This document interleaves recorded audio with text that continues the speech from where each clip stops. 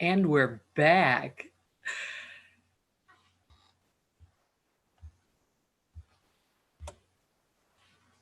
Doing another live event. We'll see if I crash and burn on this one or not. But so far, so good. I see that I'm up and live, and I think you can see what I'll be talking about in this event, which is mindfulness and pre-presentation anxiety. Why is this coming up? Because once again, it was a frequently asked question this week. And before I launch into dealing with pre-presentation anxiety, I'll check my LinkedIn feed to see if there are any comments and say hello to the 4 people who are here right now, because I just started. Hi there. Let's see what you have to say, if anything. And if you could, please comment, ask your questions, and I will be happy to answer them. Thank you for the likes and thank you for the shares. I am not seeing the comments right now. Let me wait 1 minute because it usually starts doing the comments after a minute or two.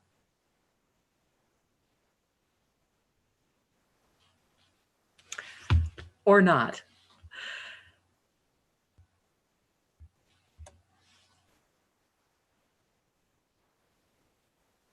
Anybody want to say hi?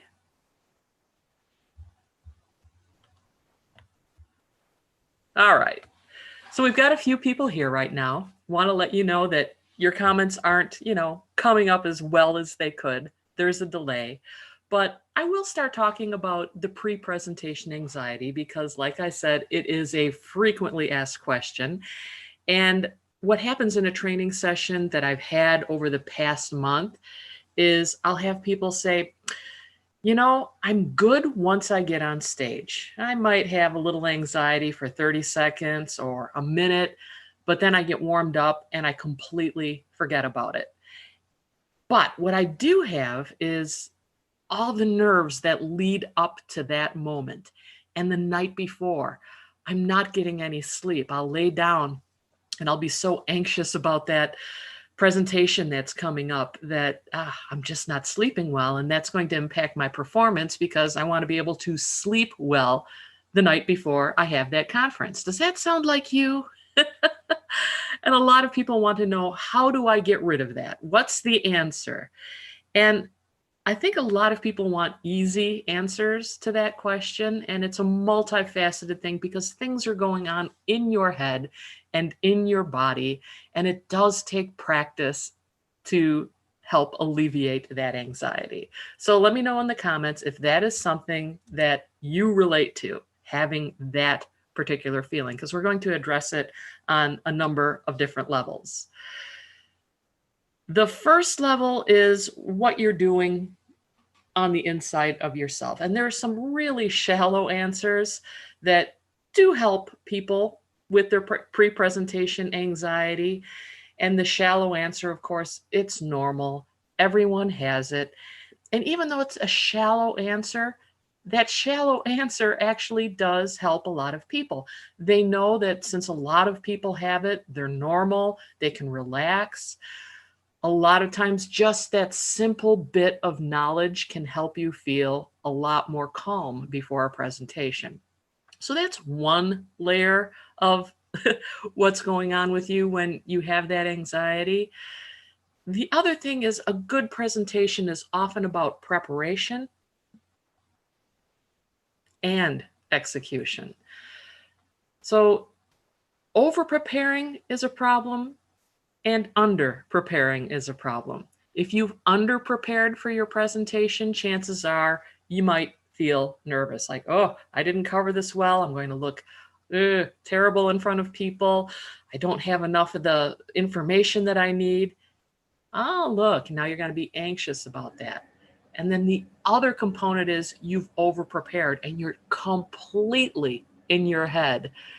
And you're thinking about, what if I forget to say this? Oh gosh, there was that one time in rehearsal where I didn't do this. Will I remember when the moment is there, when it's in the clutch, and you're trying to control every aspect of your presentation? which is also kind of unrealistic. So finding that nice blend between not underprepared, not overprepared, but what's that happy medium? And sometimes that takes time to find out. Some people are good with a few run-throughs or one run-through. Other people need more prep than that, especially if they're just starting out and they need more feedback from other people to work through the rough spots. As you do more presentations, you may find that your preparation takes less and less time. So finding that spot does take some practice.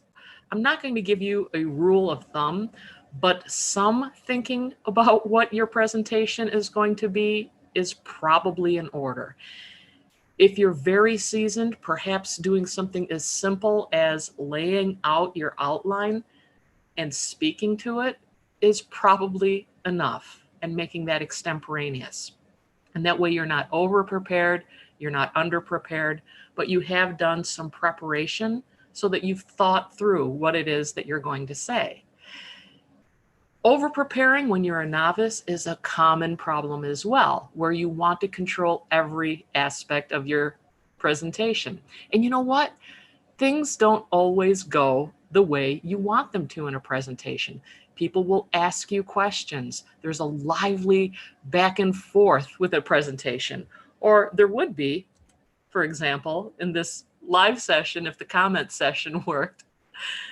I see that it's not working for me yet. I see that there are people here. Thanks. Please put your comments in there. I can get to them next week when I do another live event. And look at this. This is an example right now. Things aren't going the way they're supposed to be going. The technology is breaking apart on me. I'm not getting the comments from you that I think I should be getting from you. But I'm persevering. I am moving on. And stuff will happen to you too with your events, with technology. And knowing that it's going to happen and being prepared for it, thinking about some of those contingency plans that you have when somebody asks a difficult question or your technology breaks down. Do you know your stuff well enough that you can simply move on? Do you have the social skills to move on and not be too flustered when things go badly during an event or unexpected things happen during an event? Do keep in mind, especially if you're a novice, that people are kind, people are forgiving, especially if you are well-intended and are thinking things through. I want to move on to another thing that we commonly talk about with novice presenters is your body work, the way you breathe, the way you hold your body on stage or on camera can do a lot to calm your nerves. Sitting up straight or standing up straight if you're presenting, making sure your shoulders are away from your ears, making sure that you're breathing deeply into your diaphragm and that you're using your natural breath. I know a lot of nervous presenters are speaking up in a head voice and they're talking up here instead of letting the voice resonate throughout their entire body. And look what happens when I talk up here. This is really common. I start to bunch up. It's hard to listen to, and it's not making me sound particularly not tense. Speaking in that lower natural register that goes deep from your belly can help calm you down. Taking those nice deep breaths deep into your belly can help you find that natural voice. It can warm you. It sounds more resonant as you speak. And yeah, it does calm you down. And it's much more pleasant for your audience to listen to as well.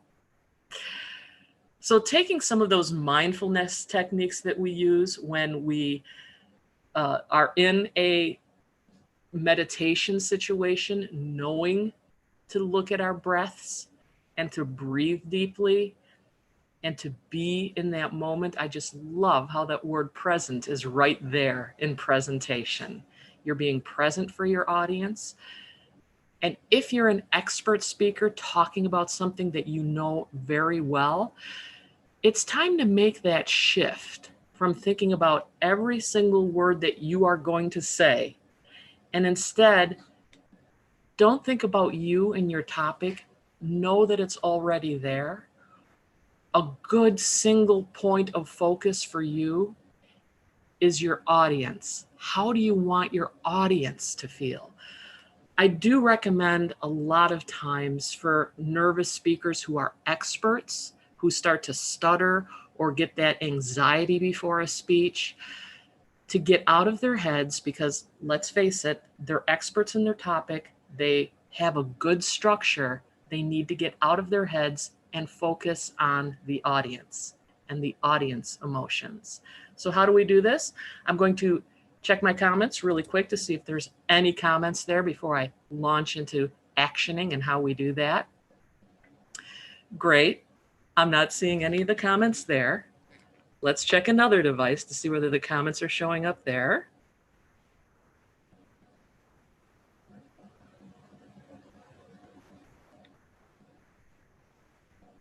Is it happening? Is it? Ah, well, it's not. I love it. Things don't go the way they're supposed to. I'm not interacting as the way I want to with the audience, but that's okay. Leave your comments. I'll get back to them later. Thank you for the reactions that you are having. I can see some of them. I see them from Julie Vanderswag, a former student of mine from Grand Valley State University. Thanks for popping in and saying hi, Julie. And hello to Andrea Tancredi and Natasha Vulitek. Thank you for showing up. And Daniela Diaz, hi. And Dr. Whale Horane. Horane? I'll work on pronouncing that better. All right. We wanted to talk more about actioning, and if you're an expert, how to get out of your head and focus more on the needs of your audience. I'd like you to think about actioning and what is actioning. Actioning is a term and it's a theater technique, and it's especially helpful for experts who think too much about what they are going to say and not enough about the audience. They'll start stammering sometimes, they'll start stuttering. They'll think so hard and deeply about the topic and, oh, am I going to forget to say this? It's really important. I've got so much information in such a little time. Experts can start getting into their head a little bit too much. So the next time you find yourself in that, I want you to think about the words that you're saying and your breath work. When you breathe, you're going to think of one sentence, one breath, one thought, and one action. One sentence, one thought, one breath, one action. It's kind of a mantra of the actioning movement. And what you do is you think of a transitive verb, and a transitive verb is something that you can do to someone. It is a word that fits between the word I and you, like I love you, I warm you, I teach you. And with every sentence that you say, you take one breath and think of that one transitive verb of what you want your audience to feel, do, or think. And think of that word right as you're looking into the camera or right as you're talking to your audience. What do you want them to do, think, or feel? And use that one word that you have, kind of picture it right there glowing, and that's your focus point. That's your meditation point. That's your mindfulness point. Kind of like your breath work is in meditation and mindfulness, that word ends up being your focal point on your audience. So right now I'm talking to you, but I'm not thinking about the words that I'm saying. I'm thinking about how I want you to feel. I want you to feel, for example, something that I can do to you. Like teach. I teach you while I'm talking. So I'm thinking about that transitive verb Or do I want you to feel warm? I warm you as I speak. So I'm thinking with every sentence of a transitive verb, and that acts as an anchor or a guiding star to help calm those emotions down. And it also helps you get a little bit better emotional technique for the camera or the engagement in your face and in your body language. A lot of what we do on camera right now, our body language is cut off. You know, I'm basically chest up right now, and on stage, I've got a whole lot more range that I can do with my body. But right now, I have to focus quite a bit on my tone of voice and my vocals and my emotional expression in my face. Another fun exercise, if you have yourself on camera talking, watch it with the sound off. Don't pay attention to the words that you're saying. Look at how you are saying it. And that's another thing that I often have to work on with experts. We don't talk so after we have the structure down of what they're going to say. It's like, and now forget about all the words. We'll follow the structure, but we're going to focus more on how you say it than what you're saying. So actioning is a mindfulness technique that's really helpful for calming you down and helping you connect with your audience. Your breath work, your body work are important calming techniques. Your meditation practice, your mindfulness practice as you go into a presentation or on-camera appearance, all of those layered together work really well. Preparation and execution. Don't over-prepare, don't under-prepare. Be in that moment and work, practice to find that sweet spot. I'm going to take another look to see if I'm ever going to get any comments so that I can say goodbye properly. And honestly, it doesn't look that way. After I get out of this, I will be sure to interact with you in the comments. But until then, I've always managed to keep these things around 10 minutes. So I will close by the way I usually close in my LinkedIn Live programs. I will say that's a wrap. But before I do, please, if you have questions, pop them in the comments and I'll get to them next time. That's a wrap.